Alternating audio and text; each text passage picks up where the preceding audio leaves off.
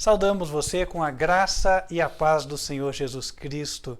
Que Deus abençoe grandemente a tua vida e que hoje Ele possa abrir os teus olhos, desvendando os segredos ocultos da palavra do Senhor, para que você possa tomar as decisões mais importantes da tua vida e que você guarde no teu coração aquilo que vai escutar.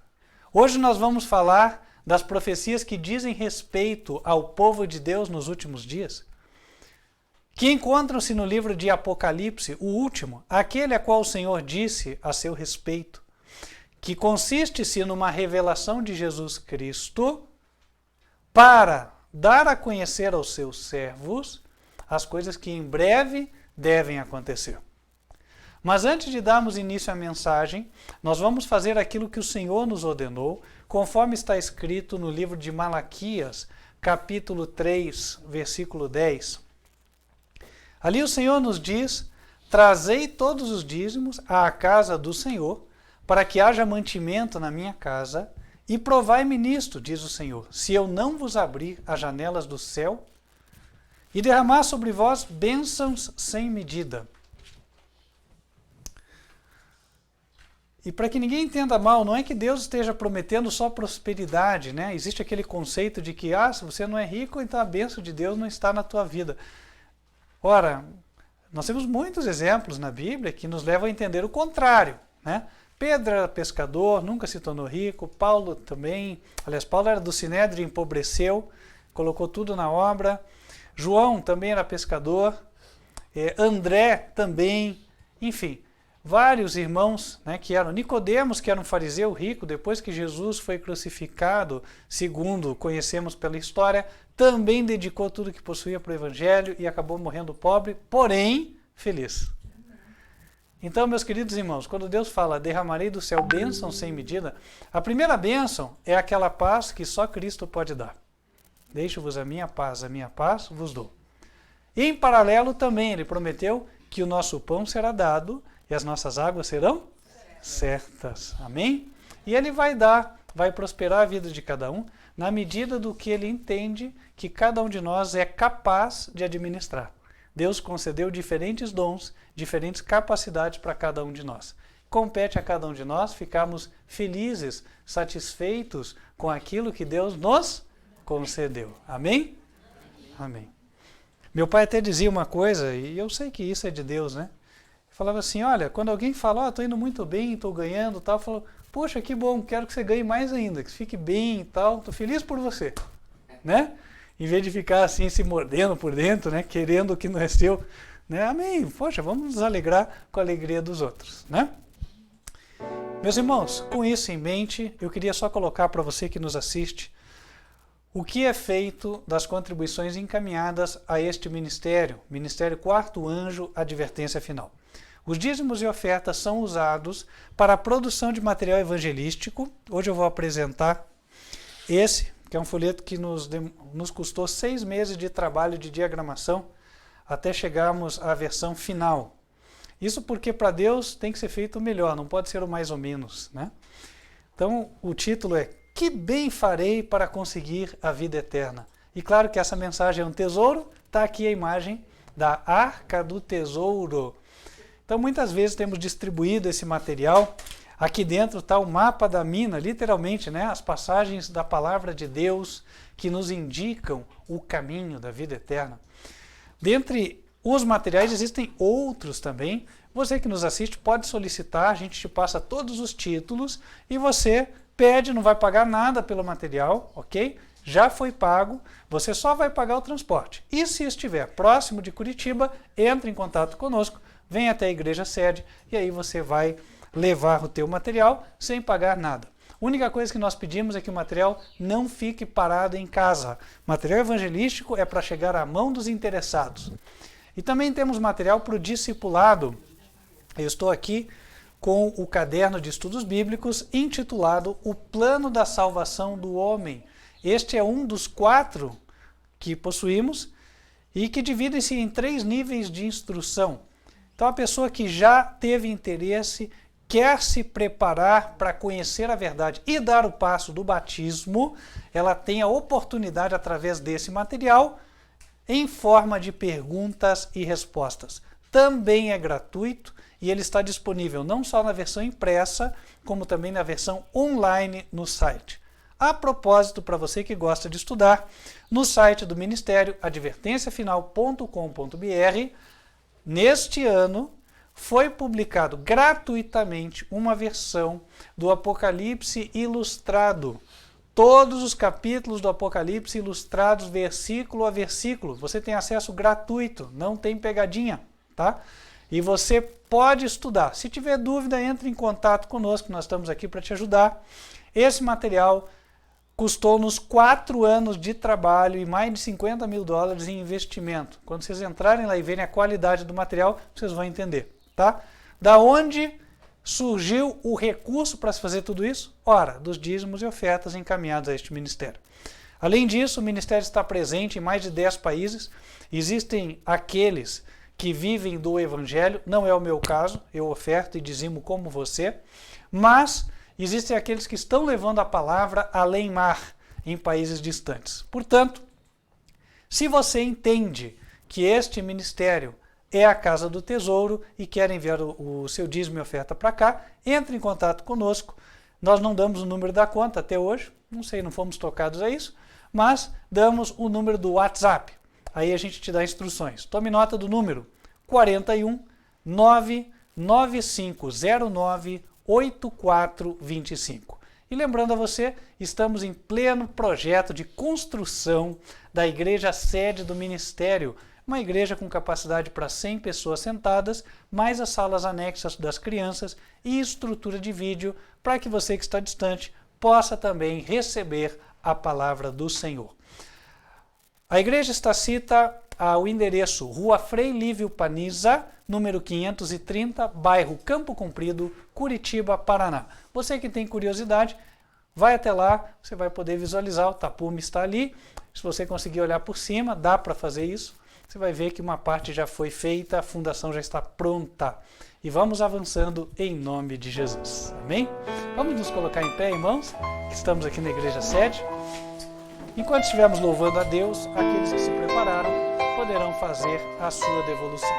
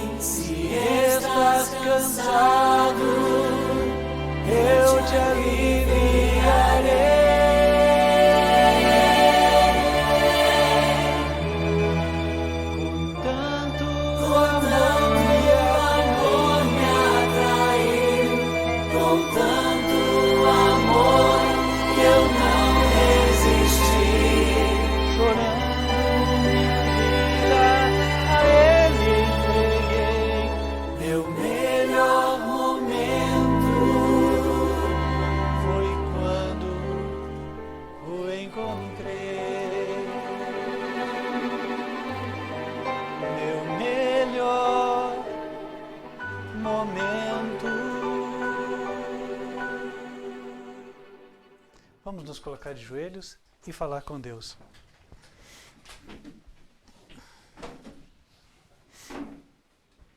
Santo e bom Deus, que nos altos céus habitas, queremos, Senhor, pedir a Tua bênção sobre estas humildes contribuições.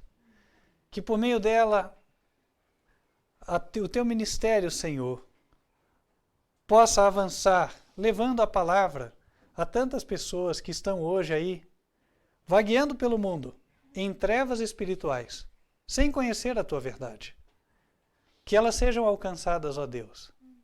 Pedimos a Deus que abençoe os obreiros, abençoe, Senhor, o material evangelístico e todas as iniciativas em favor destas almas. Pedimos que abençoe também, ó Deus, o Teu povo que aqui se encontra reunido e também o povo que está reunido de forma virtual, assistindo em qualquer lugar. Derramando o Teu Espírito, prosperando as suas vidas, na medida do que o Senhor sabe ser o mais adequado para cada um. Também pedimos a Deus que venhas estar conosco nesta segunda hora. Unges-me com o Teu Espírito, para que não seja eu, mas que o Senhor Jesus Cristo tenha plena liberdade de falar ao seu povo por meu intermédio. E que a Tua igreja saia daqui edificada, regozijosa na verdade, pronta para levá-la àqueles que não conhecem. Pedimos estas bênçãos em nome de Cristo Jesus. Amém. Amém.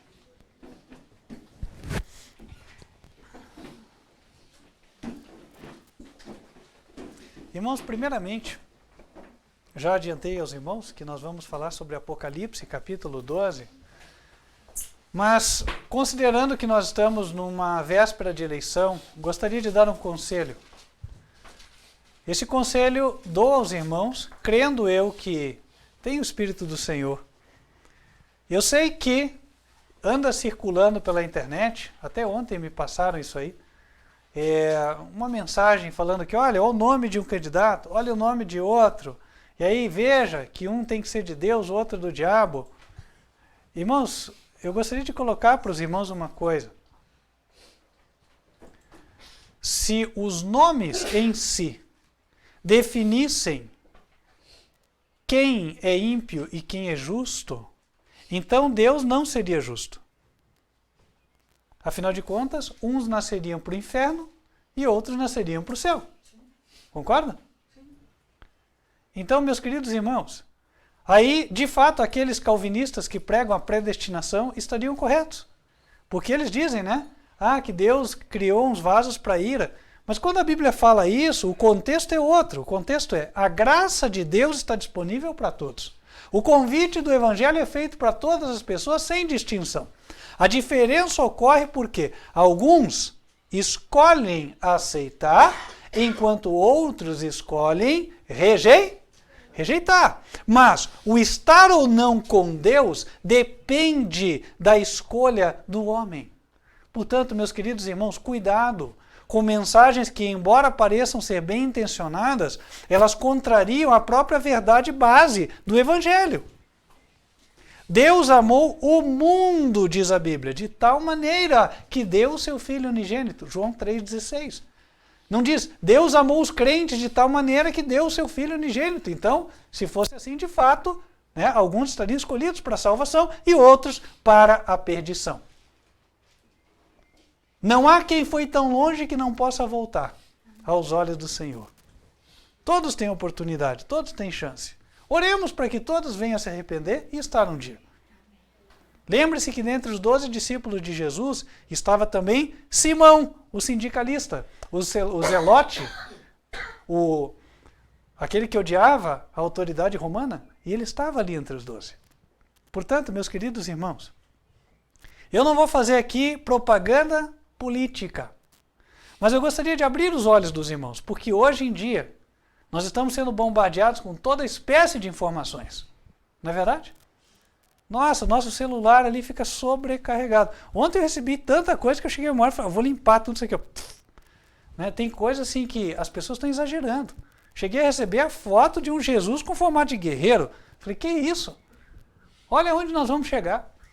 Né?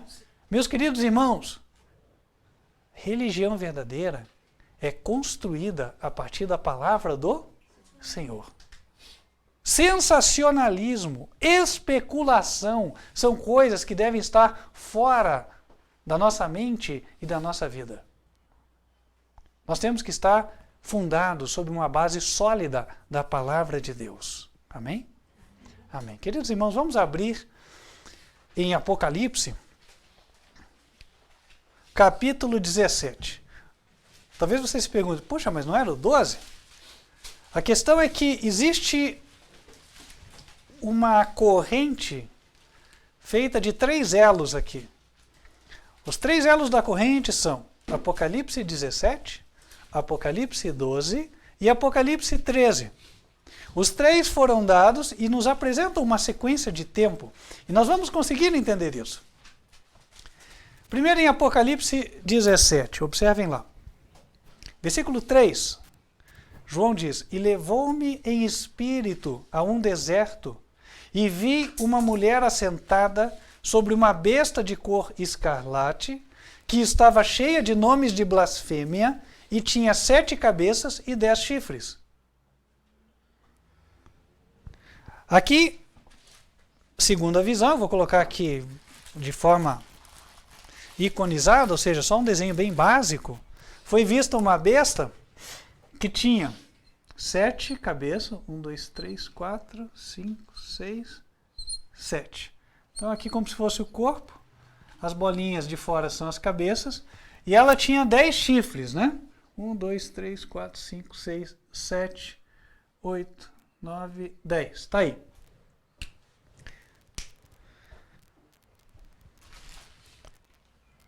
Sete cabeças e 10 chifres. Agora nós vamos para Apocalipse capítulo 12.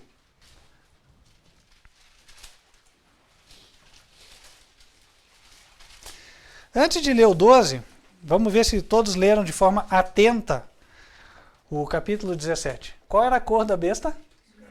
Escarlate. Escarlate é um vermelho, certo? Então eu já desenhei com a canetinha vermelha para ficar fácil. Apocalipse 12, versículo 3.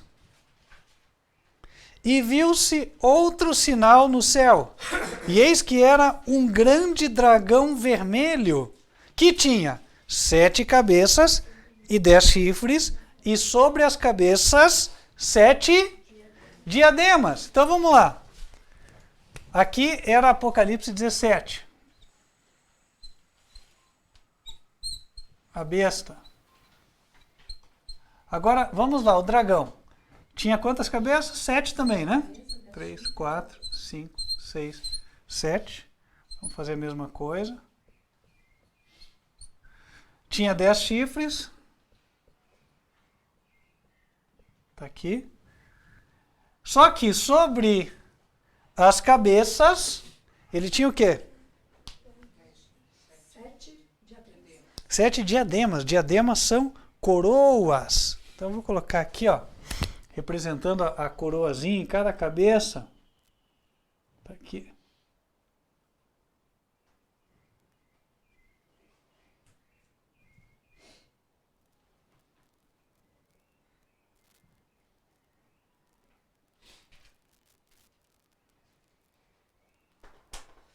Ok.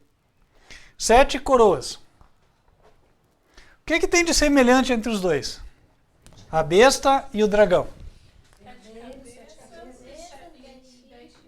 7 cabeças e 10 chifres. E ambos são vermelhos também. Ora, símbolos que nos transmitem coisas semelhantes, certo? Então esse é o dragão de Apocalipse 12. Agora nós vamos para Apocalipse 13.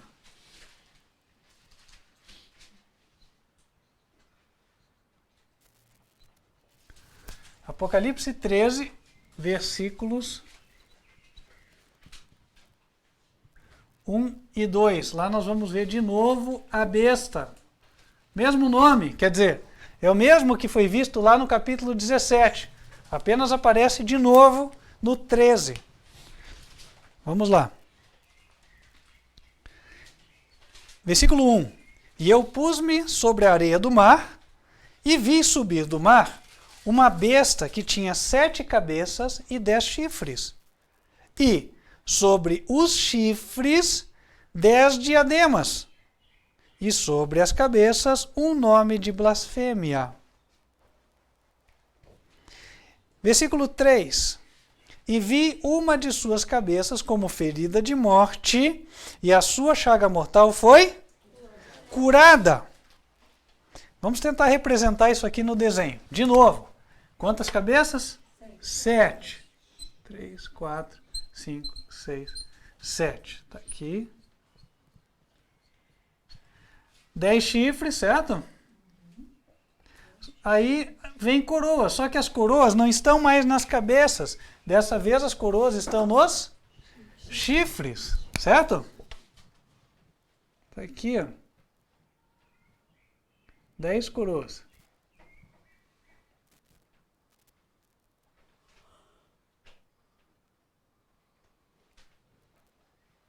Isso aí. Ok. Olha que interessante. Em Apocalipse 17, vamos prestar atenção no quadro. Em Apocalipse 17, nem as cabeças, nem os chifres têm coroa. Certo? Nem as cabeças, nem os chifres têm coroa. Aqui em Apocalipse 12, eles aparecem com coroa. Em Apocalipse 13, os chifres aparecem com coroa. Tá, o que isso quer dizer? Vamos lá para Apocalipse 17, versículo 12.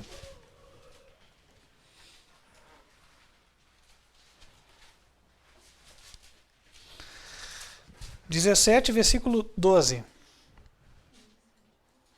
E os 10 chifres que viste são 10 reis que ainda não receberam o reino, mas receberão o poder como reis por 1 hora, juntamente com a besta. Estes têm o mesmo intento e entregarão o seu poder e autoridade para a besta. Então vamos lá. Os 10 chifres aqui, ó, em Apocalipse 17, eles representam o quê? Reis, certo? Reis, mas aqui eles ainda não têm reino. Não receberam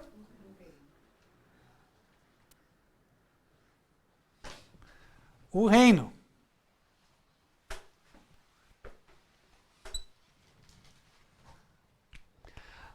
Quando é que eles vão receber o reino? Dê uma olhadinha aqui no símbolo de Apocalipse 13. Olha o que os chifres têm.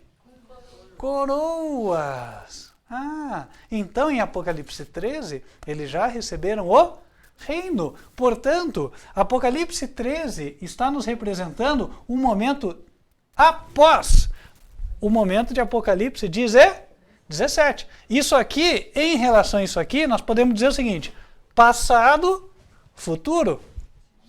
Certo? Então tem uma sequência de tempo. A linha de tempo vai assim, ó, daqui para lá. Tá?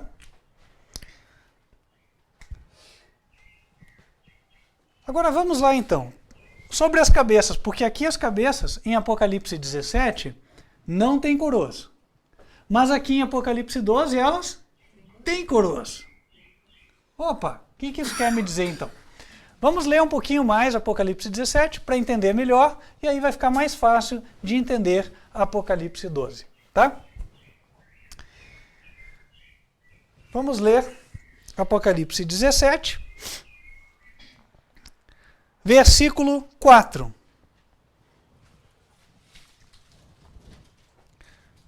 E a mulher, essa mulher que estava sentada em cima da besta, ela estava vestida de púrpura e de escarlata, adornada com ouro, pedras preciosas e pérolas, e tinha na mão um cálice de ouro cheio das abominações e da imundícia da sua prostituição. Mulher na Bíblia representa o quê? Igreja, a noiva de Cristo, referência bíblica, Efésios 5, versículo 25. Maridos, amai vossa mulher, assim como Cristo amou a igreja e se entregou por ela. Essa mulher era uma igreja. Que igreja? Bom, estava vestida de púrpura e escarlata. Os seus sacerdotes, representantes, enfim, tem que se vestir com cores como essa, púrpura e escarlata, vermelho e roxo, mais ou menos, né? Estava adornada com ouro, pedras preciosas e pérolas. Olha, qual é a igreja que está cheia de ouro, pedras preciosas e pérolas? Tem um cálice de ouro, quando existe o serviço da igreja, o serviço cerimonial, né, o representante levanta um cálice de ouro aqui, não é assim? E faz assim, inclusive. É a igreja católica, né? E no versículo 5 é dito, e na sua testa, na testa da mulher, estava escrito o nome, Mistério, a grande Babilônia, a mãe das prostituições e abominações da terra. Detalhe, o Papa Bento XVI denominou a Igreja Católica de Igreja Mistério. Interessante, ele mesmo. Referência, está no livro O Oitavo. Sei que alguns têm, outros não têm. Mas quem buscar na internet vai achar também. Né? O Papa Bento XVI disse que a Igreja Católica é a Igreja Mistério. Aqui também a Igreja se autodenomina a Mãe. Quem que se chama Santa Madre Igreja? Madre é mãe em espanhol. Né? Então ela é a Igreja Católica, sem dúvida nenhuma. Aqui diz a mãe das prostituições e abominações da terra. Isso a gente já viu algumas semanas atrás, quando nós trouxemos aqui o Catecismo Católico, aprovado pelo Papa João Paulo II, de capa amarela, alguns viram aqui. E ali nós vimos algumas abominações, né, que a igreja ensina. Dentre elas, as que estão no catecismo existem, por exemplo, né, a igreja diz que nós devemos guardar domingos e festas. Enquanto o mandamento do Senhor nos diz, lembre-se do dia do sábado para o santificar. E cada coisa em que a igreja ensina diferente da palavra de Deus, aos olhos de Deus, é uma abominação. Ah, estou escandalizado. Bom, se você está escandalizado, eu entendo. A gente aprende o erro a vida inteira. Né? Aí quando houve uma coisa que é contrário ao que a gente aprende, a gente se escandaliza. Mas nem por isso quer dizer que a gente esteja certo. Né? Versículo 6. E vi que a mulher estava embriagada do sangue dos santos e do sangue das testemunhas de Jesus. E vendo-a eu, maravilhei-me com grande admiração. Aqui a gente tem que considerar algumas coisas, né? João viu a igreja bêbada de sangue.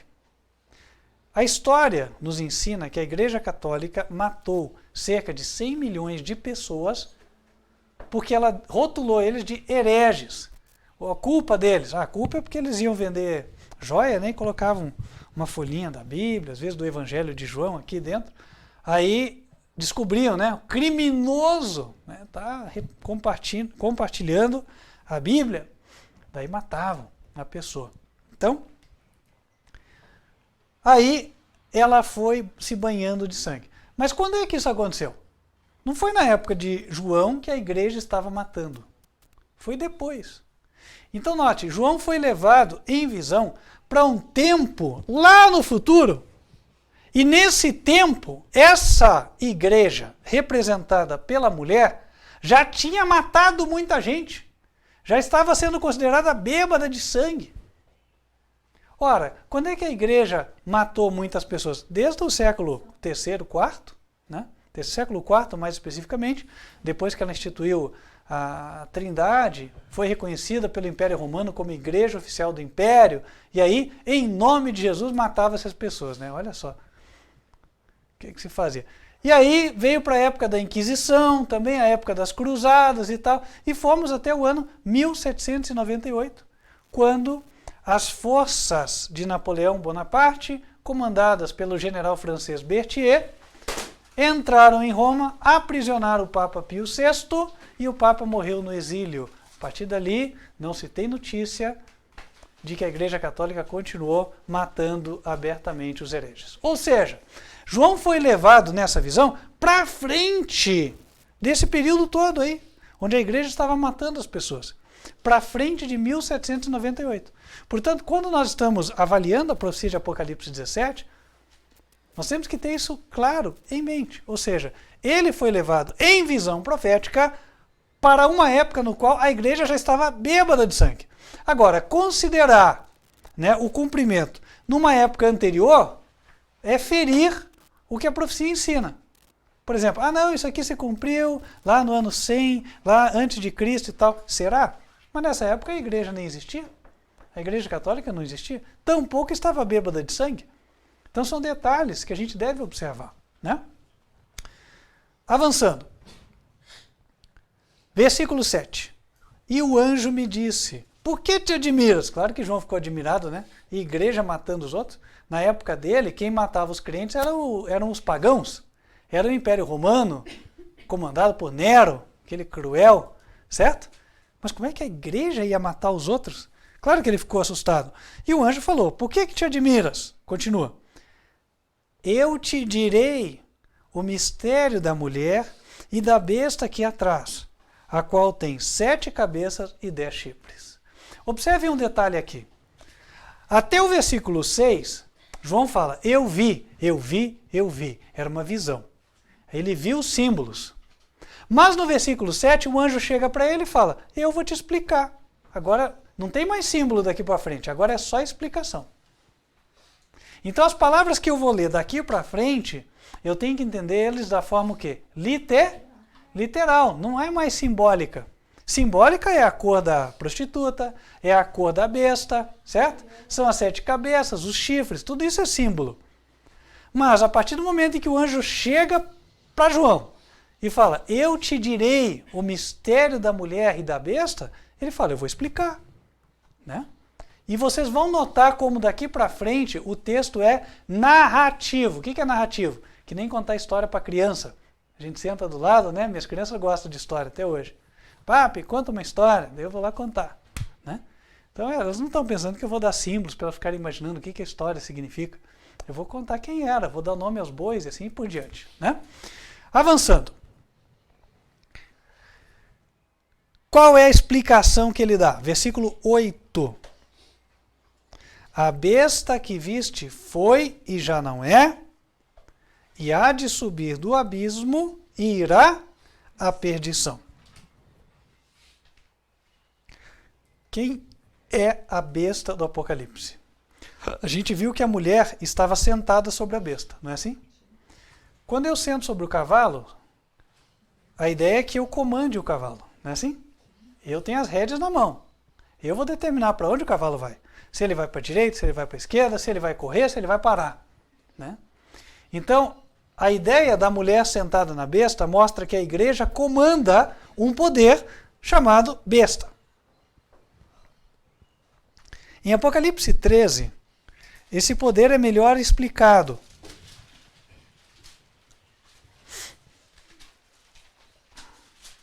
Versículo 4. E adoraram o dragão que deu à besta o seu poder, e adoraram a besta, dizendo, quem é semelhante à besta? Quem poderá batalhar contra ela? Então a besta é um poder religioso, porque eles estavam adorando a besta, certo? Eu só vou adorar ou a Deus, devia ser só a Deus, né? A Jesus e a mais ninguém. Mas aqui eles estão adorando a besta. Então a besta é um personagem, um poder religioso. O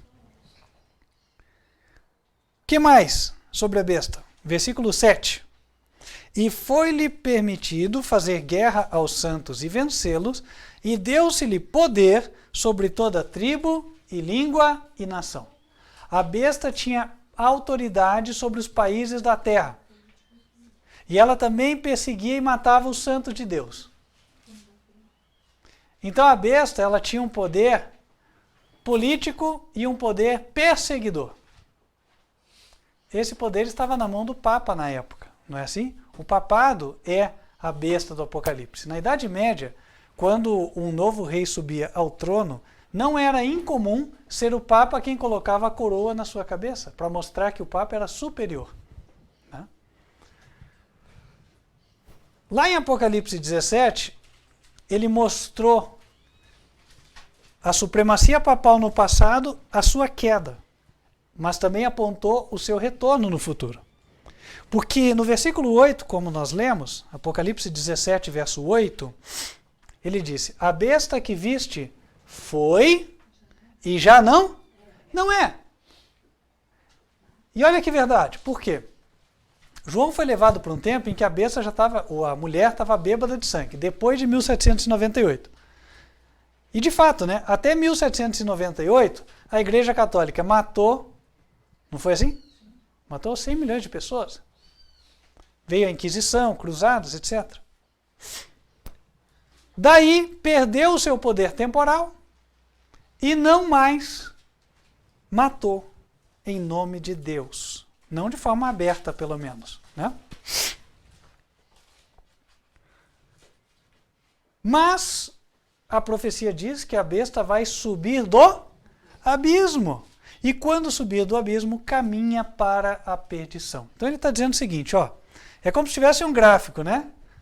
A besta tinha poder.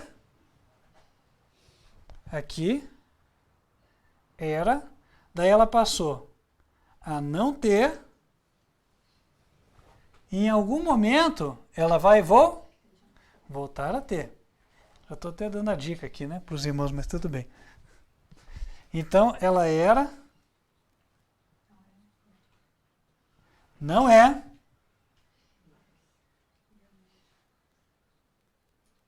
mas vai subir do abismo.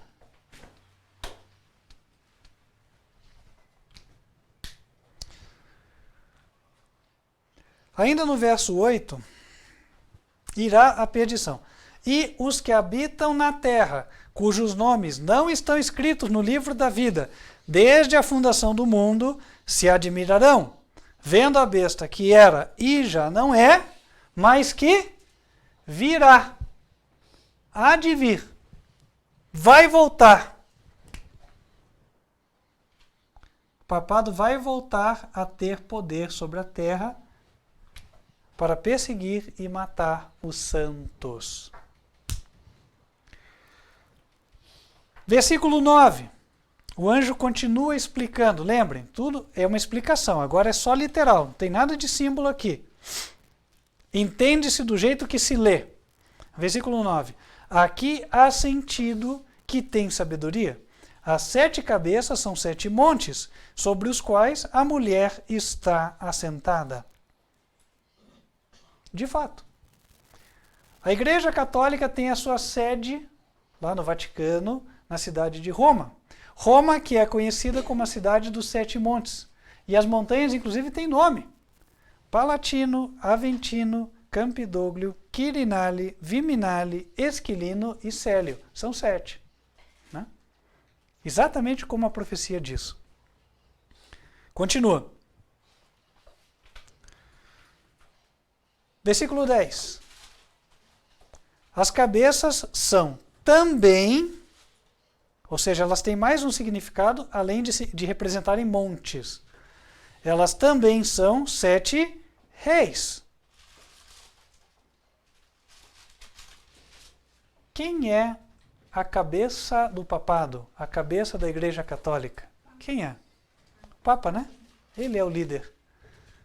Mas aqui você fala, poxa, mas houveram mais de 200 papas, agora como é que eu vou adivinhar qual é? Aqui diz que são 7 reis, então são papas reis. Ora, os papas no passado não eram reis, eles eram líderes religiosos, só. Por mais que tem gente que fala, mas os estados papais, bom, estados papais nunca foram países reconhecidos.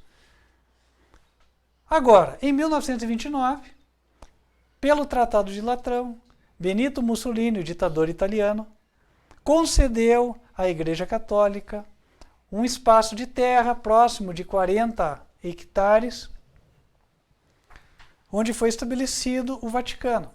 E aí sim reconheceu-se o Vaticano como um país. Esse país tem um regime de governo, vocês podem pesquisar na internet. Regime de governo monárquico, do qual o Papa é o rei. Há quem diga até, houve quem escrevesse assim, né?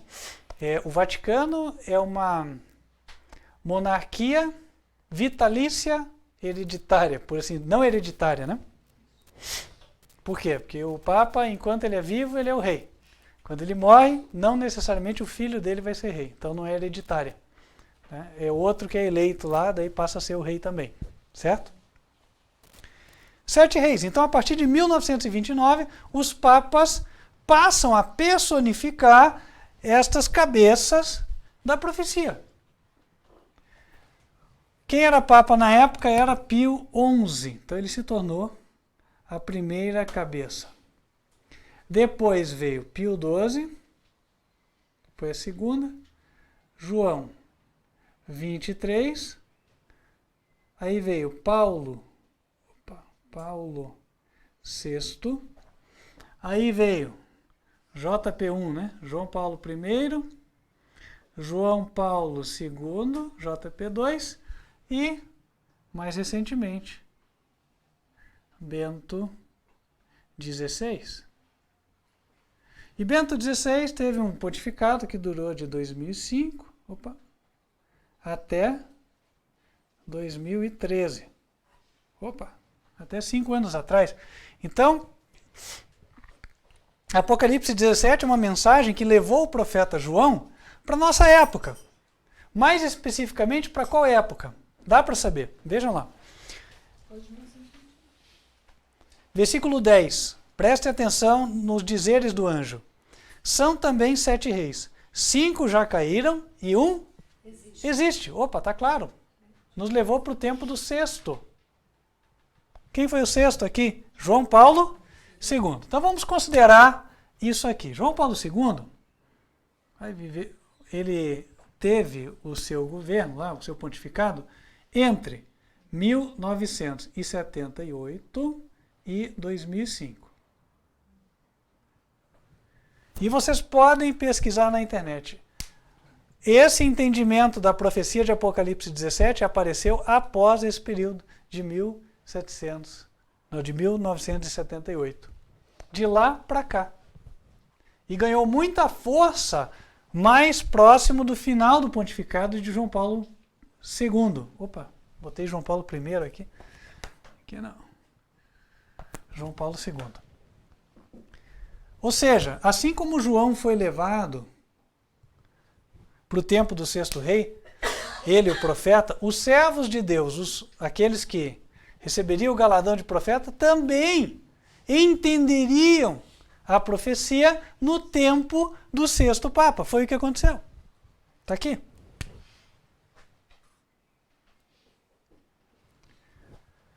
E aí veio o sexto, depois veio o sétimo. O que a Bíblia fala do sétimo? Apocalipse 17, versículo 10. São também 7 reis. 5 já caíram, 1 existe, outro ainda não é vindo. E, quando vier, convém que dure pouco tempo.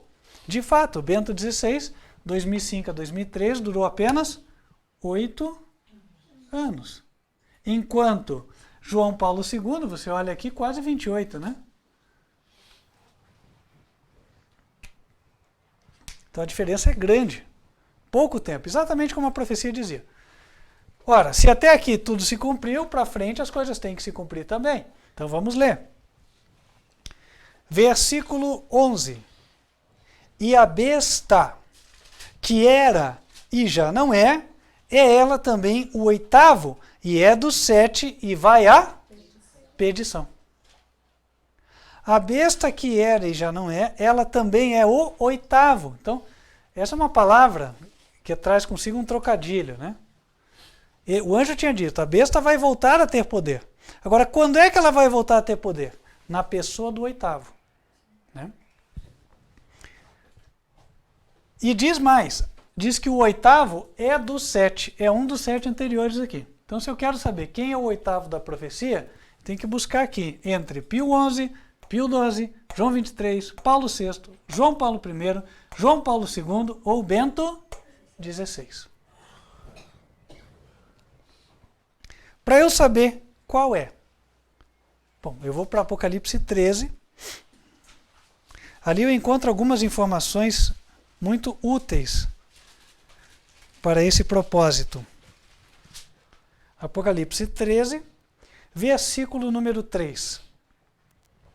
e vi uma de suas cabeças como ferida de morte, e a sua chaga mortal foi curada.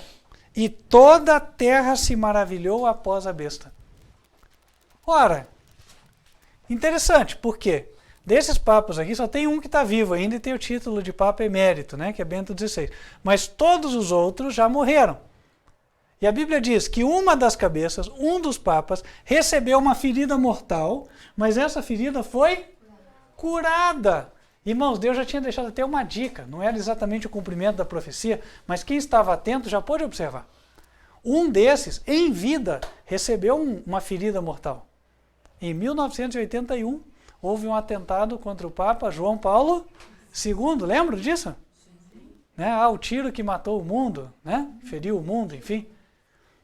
E aí, o Papa diz que perdoou o seu agressor e tal, né? Mas não bastasse isso, a Bíblia dá outra evidência que é mais clara, inequívoca. Apocalipse 13, versículos 17 e 18. Diz assim: para que ninguém possa comprar ou vender, senão aquele que tiver o sinal ou o nome da besta ou o número do seu nome. Aqui ele fala para nós prestarmos atenção no nome. E em seguida ele diz assim, número do nome.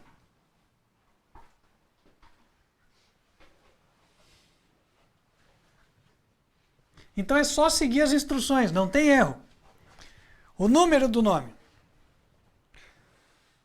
Versículo 18. Aqui há sabedoria. Quando a Bíblia fala sabedoria, a gente precisa entender uma coisa. Não são todas as pessoas que vão entender. Não são. Sabe quem é que vai entender? Quem de fato obedece os mandamentos. Ah, mas tem tanta gente de igreja que obedece os mandamentos e não acredita. Bom, peraí. Obedecer os mandamentos não quer dizer acreditar que eles estão em vigência. Tem diferença. Tem gente que acredita que os mandamentos estão em vigência, mas vive em desobediência. Vou citar algum exemplo, né? Por exemplo, não, eu vou numa igreja, guardo os 10 mandamentos e tal, mas o fulano está em adultério. Ele está em obediência aos 10 mandamentos? Não. Ele sabe que os mandamentos existem, porém, não está em obediência. Então aí está a diferença, certo? Aqui, a sabedoria.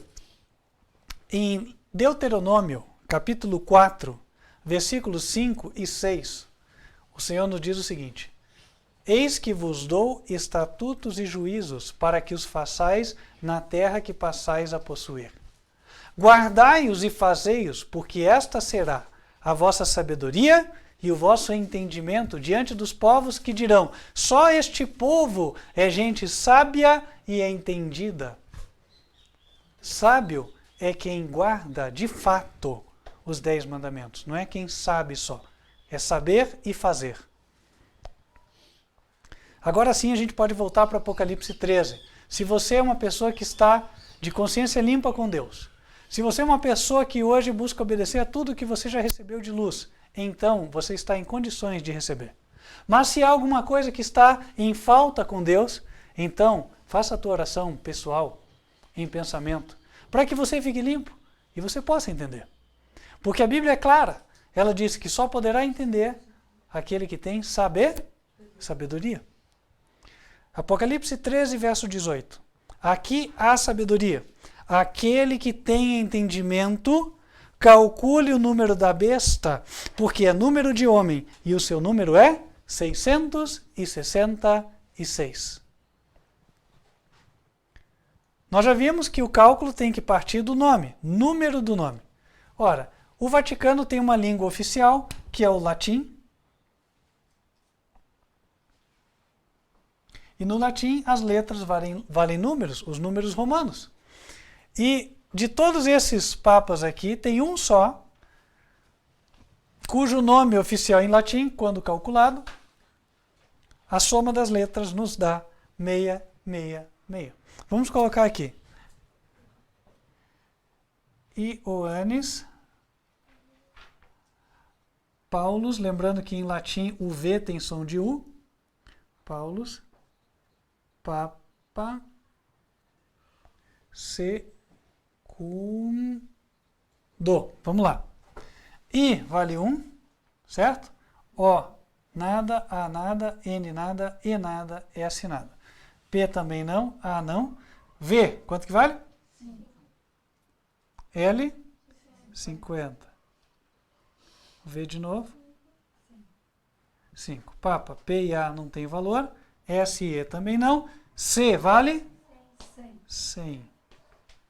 Eu lembro que a regrinha minha na escola era essa, né? C, 100. Então já combinou. V, 5. N não tem valor. D vale? 500. E O, nada. Só a gente somar. Vamos lá. 500 mais 5, 505. 505 mais 100, 605. 605 mais 5, 610.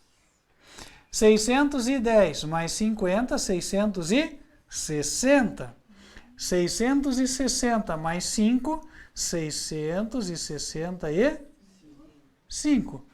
Mais 1, 666. Aquele que tem entendimento, calcule o número da besta, porque é número de um homem.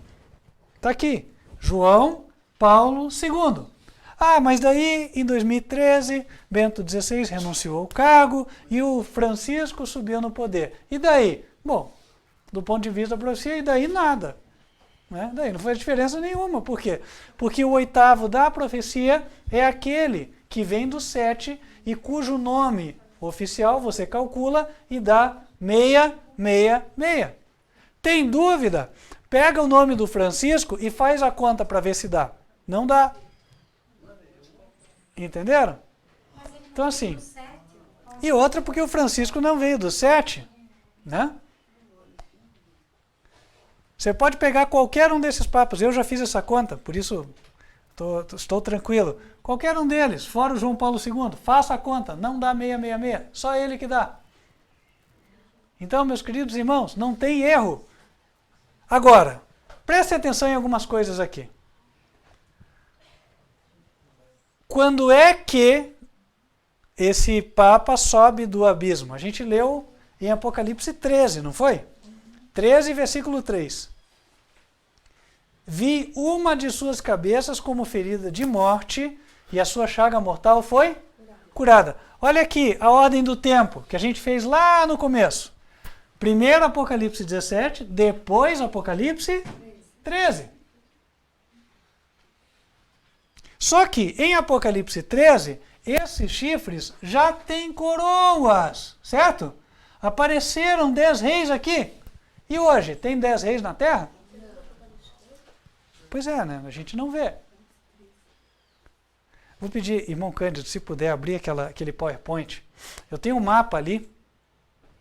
Um mapa que foi desenhado em 1973 por um clube chamado Clube de Roma. O Clube de Roma recebeu o encargo de dividir o mundo em 10 grandes regiões, as quais esse clube chamou de reinos. Olha só que, não é coincidência, irmãos, é cumprimento da profecia, né? Ele chamou de reinos. 10 regiões. E olha que interessante.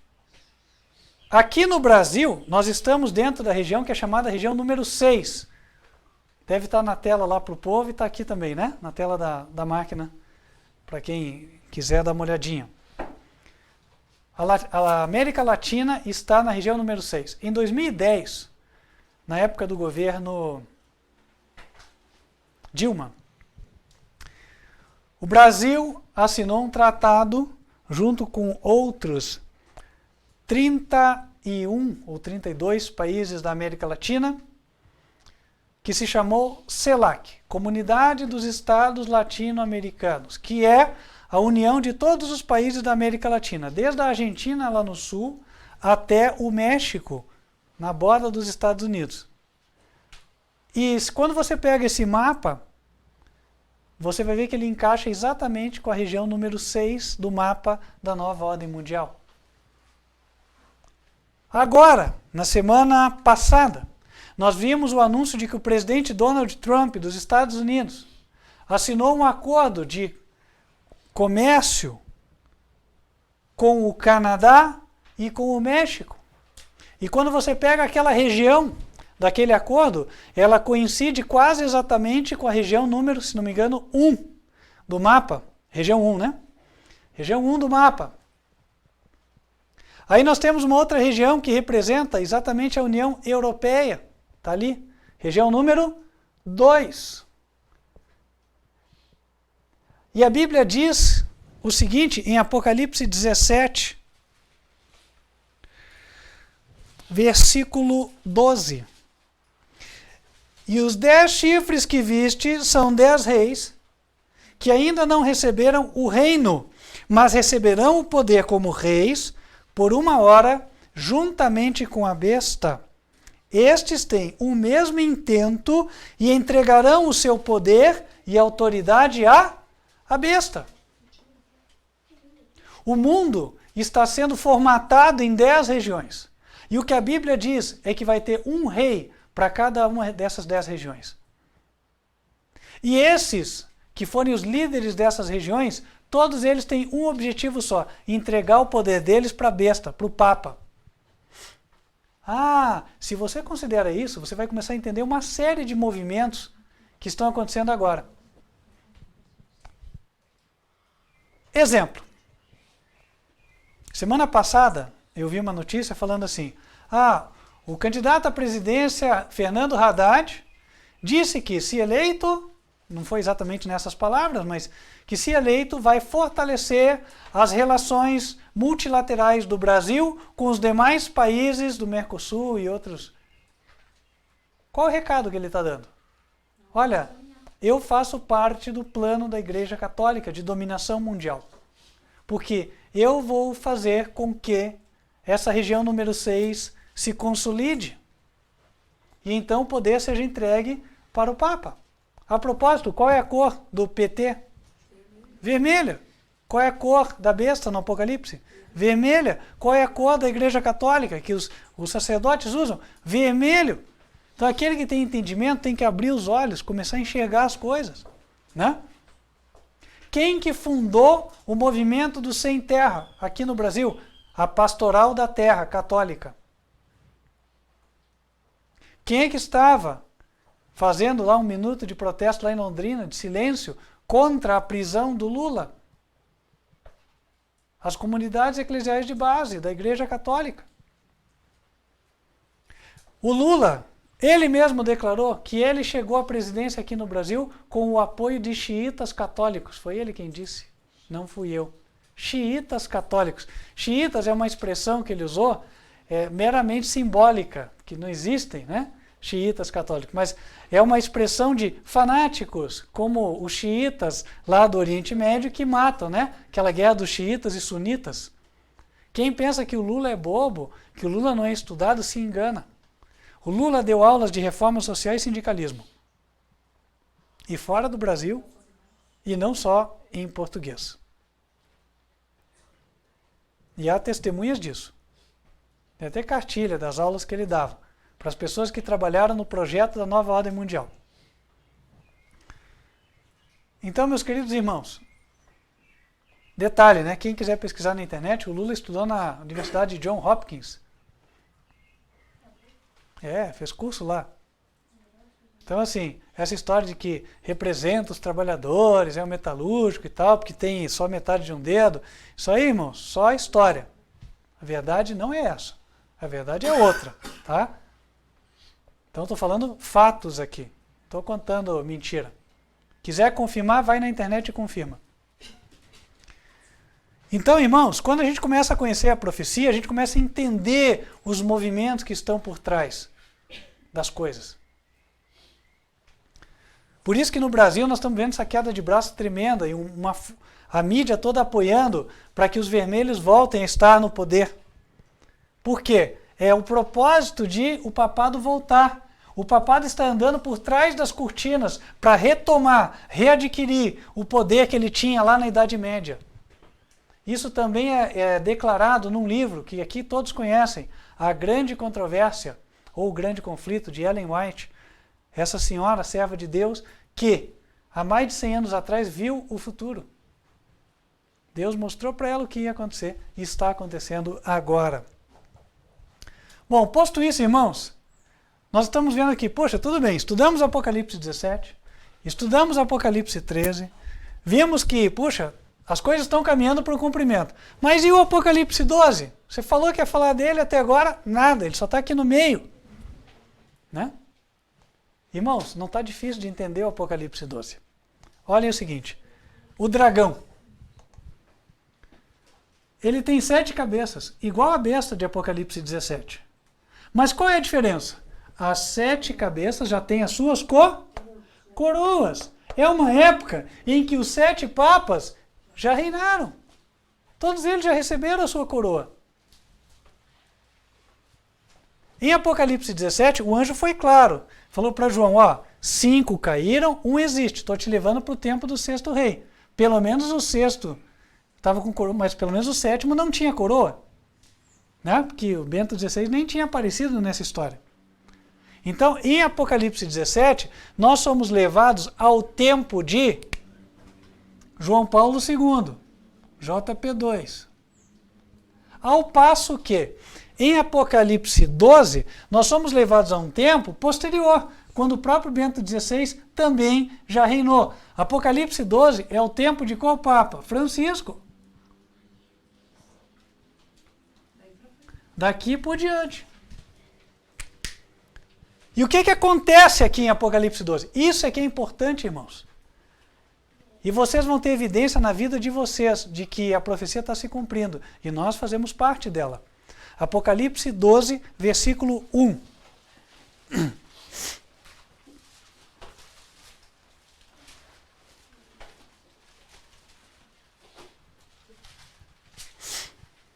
E viu-se um grande sinal no céu. No céu, não na terra, hein? Lá no santuário. Qual sinal se viu? O que os anjos estão vendo lá no céu? De forma simbólica, é claro. Uma mulher vestida do sol, tendo a lua debaixo dos pés e uma coroa de 12 estrelas sobre a cabeça. Mulher representa o quê? Igreja. Essa igreja está vestida do sol. Quem é o sol na Bíblia? Jesus, né? Cristo é o sol da justiça. Está lá no livro de Malaquias, para quem quiser anotar a referência. Vou passar para vocês. Malaquias capítulo 4, versículo 2. Mas para vós outros nascerá o sol da justiça, trazendo salvação debaixo das suas asas.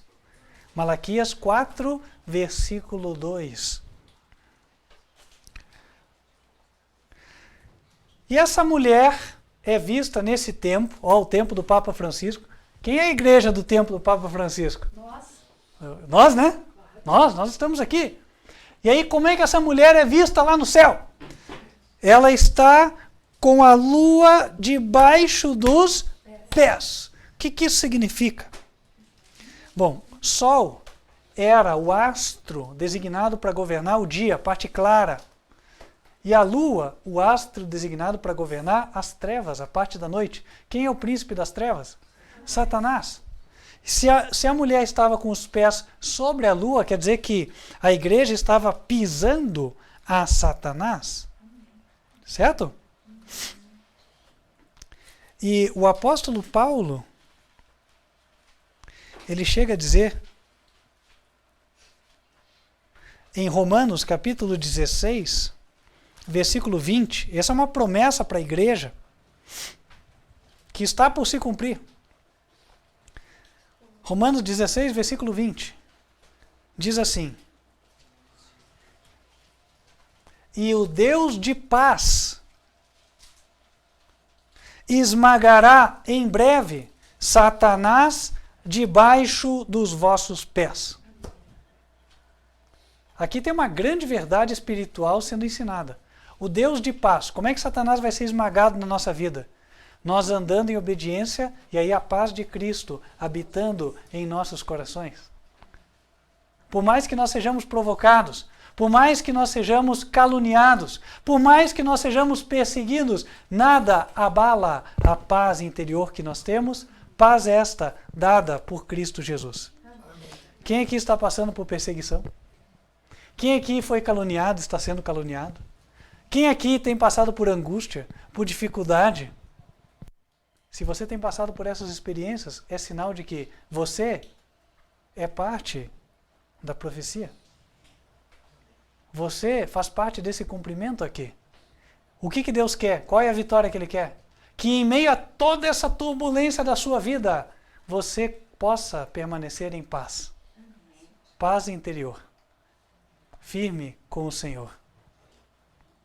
E quando isso acontecer, Satanás foi esmagado debaixo dos teus pés. Permaneça em obediência, mantenha-se firme, persevere. Voltamos para Apocalipse 12.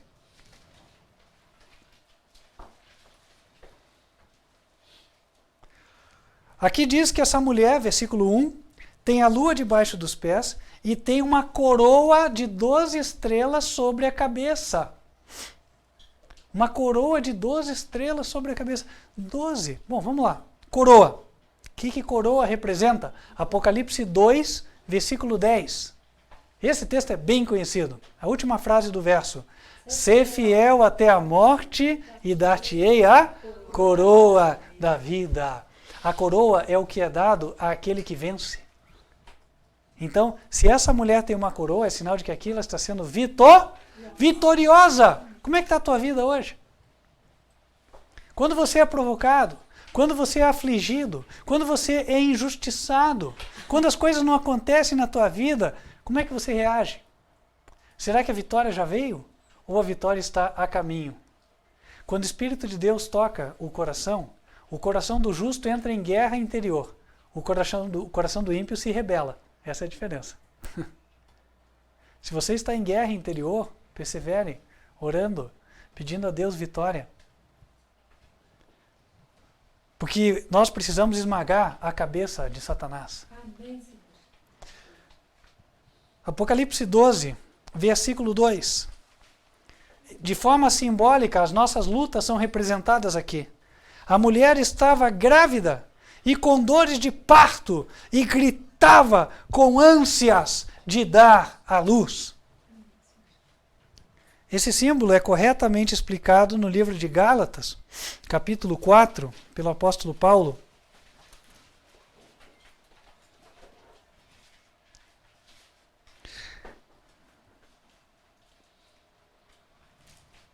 Gálatas 4, verso 19. Paulo diz assim, Gálatas 4, versículo 19. Meus filhinhos, por quem de novo sinto as dores do parto, até que Cristo seja formado em vós. Então as dores do parto representam o quê? O caráter de Cristo sendo formado na sua igreja. E, irmãos, pergunto, não é exatamente isso que deve acontecer para que Jesus volte e venha buscar a sua igreja? Que o caráter de Cristo seja reproduzido nos membros da igreja? E não é exatamente por isso que nós devemos orar e devemos perseverar? Irmãos, nós estamos nesse período. Por que é então que o João Paulo II ainda não apareceu? Sabe por quê? Porque a igreja ainda está com as dores de parto. Deus está esperando que nós fiquemos prontos para que Cristo seja formado em nós. Voltamos lá para Apocalipse 12.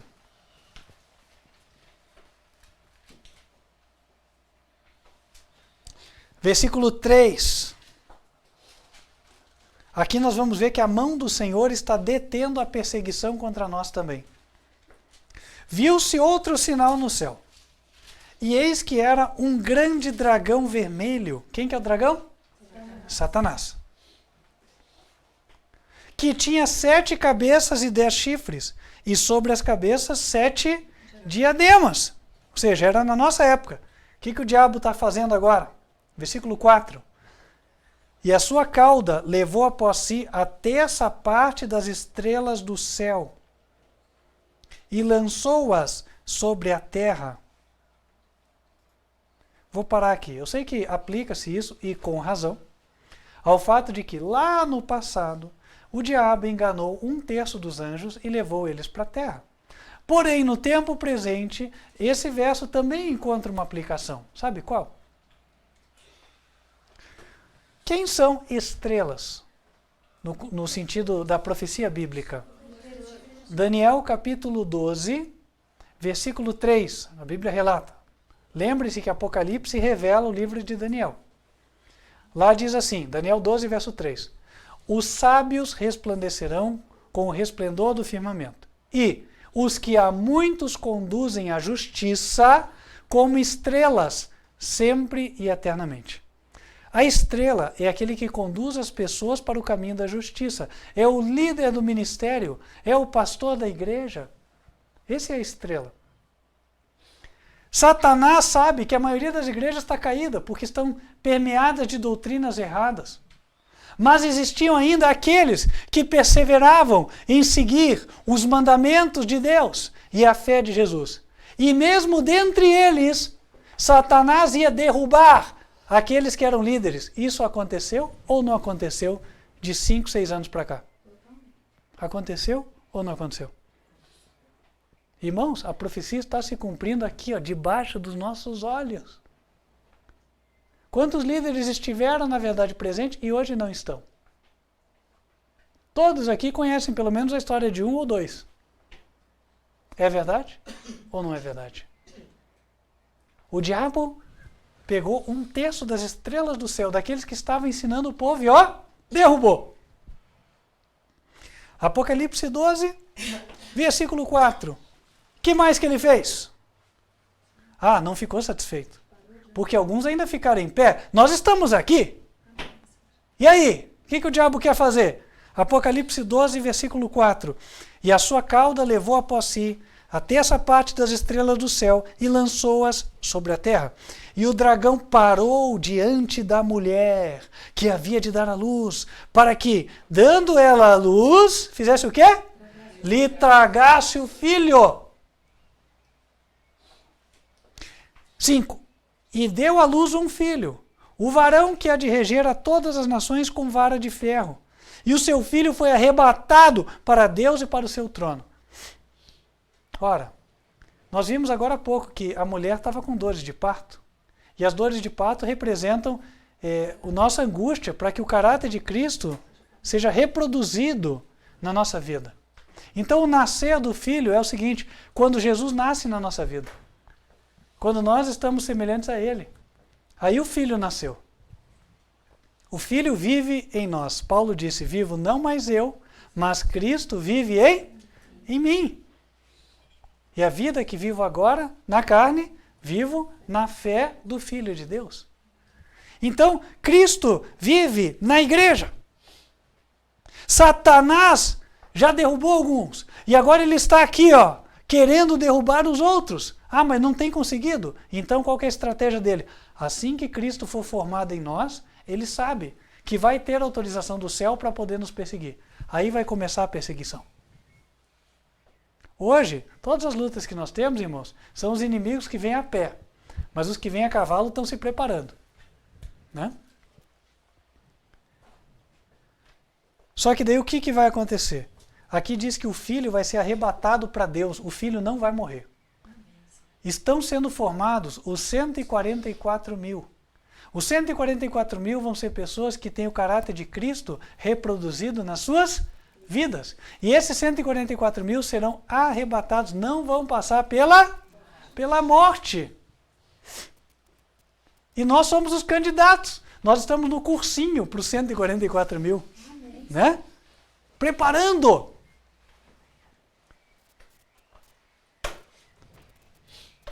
E aqui diz assim,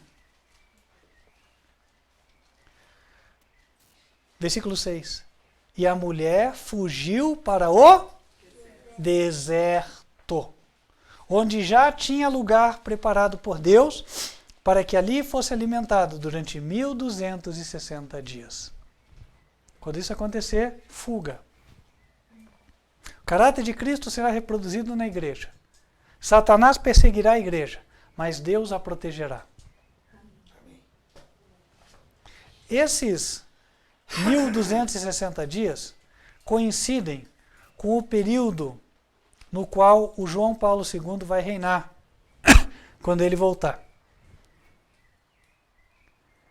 Apocalipse 13, falando da besta, versículo 3, ele diz: E vi uma de suas cabeças como ferida de morte, e a sua chaga mortal foi curada. Versículo 5.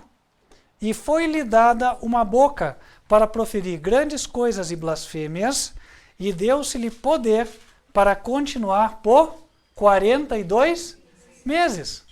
42 meses são iguais a 3 anos e meio. É a mesma coisa de 1260 dias. Portanto, voltando aqui para o quadro, ó, a besta vai reinar durante 3 anos e meio.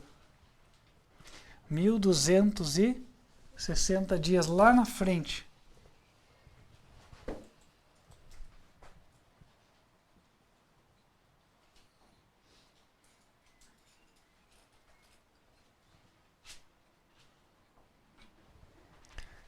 Seremos perseguidos, mas também seremos libertados.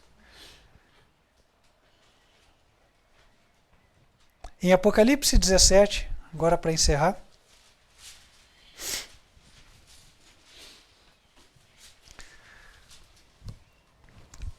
versículo 12, a Bíblia diz: Os 10 chifres que viste são 10 reis, que ainda não receberam o reino, mas receberão o poder como reis por 1 hora, juntamente com a besta. Estes têm o mesmo intento e entregarão o seu poder e autoridade à besta. 14. Estes combaterão contra o Cordeiro, e o Cordeiro os vencerá, porque é o Senhor dos senhores e o Rei dos reis. E vencerão os que estão com ele, chamados, eleitos e fiéis. Aqueles que perseverarem e estiverem com Jesus hão de vencer. O Papa e os reis da terra vão perseguir o povo de Deus, mas em seguida vão ser derrotados. E aqui Jesus virá para nos buscar. Vinda de Jesus. Irmãos, notem como falta tão pouco para tudo se cumprir e Jesus voltar. Nós estamos aqui. Muitos séculos já se passaram. Nós estamos na geração mesma que está para ver esses eventos finais. Agora, qual vai ser a nossa reação diante disso? Vamos nós meramente receber essa mensagem como mais um conhecimento? Olha que bom, agora eu sei. Ou isso vai ter efeito nas nossas vidas e nós vamos andar como o Senhor espera? Aí fica o apelo do Senhor. Quem gostaria de dizer: Senhor, quero eu pertencer ao teu povo, os que guardam os mandamentos de Deus e a fé de Jesus. Amém. Como está escrito em Apocalipse 14, versículo 12. Vamos nos colocar de joelhos e falar com Deus.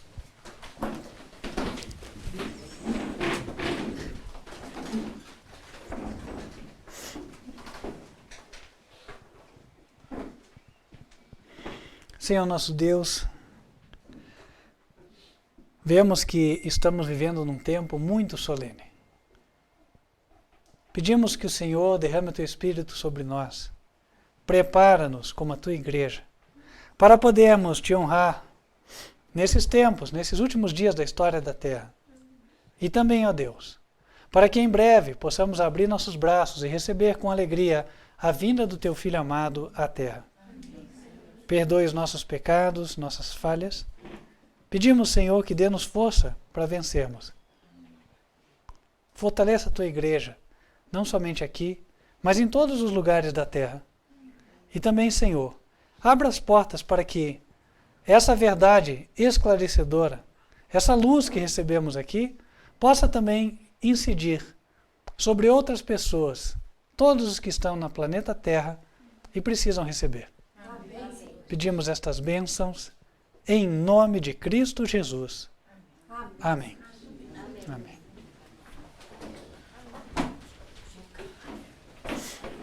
Para você que nos assiste, quero estender o convite para você continuar acompanhando as transmissões que são postadas no canal youtube.com/TV Advertência Final. As postagens ocorrem terças-feiras, a partir de 8 da noite, estão disponíveis, e sábados em 2 horários. 15 para as 10 da manhã, Escola Bíblica das Crianças, e 11 horas da manhã, Mensagem do Culto. E atenção você, cujo coração Deus tocou, de que esta é a igreja verdadeira, o Ministério Quarto Anjo, Advertência Final. Você que gostaria de se preparar para dar o passo do batismo e unir-se a este povo que está se materializando como esta mulher que sente as dores de parto. Você que quer se preparar para dar o passo do batismo, entre em contato conosco. Tome nota do WhatsApp 41 99509 8425. Vai ser um prazer, uma alegria para nós te receber. Nós vamos ficando por aqui, mas não sem antes invocar as bênçãos do Senhor sobre a tua vida. Se você quiser, feche os teus olhos. Que o Senhor te abençoe e te guarde. Que o Senhor faça resplandecer o seu rosto sobre ti e de ti tenha misericórdia. Que o Senhor levante sobre ti o seu rosto e te dê a paz. Amém. Amém. Deus te abençoe. Espero estarmos juntos nas próximas oportunidades. Até lá.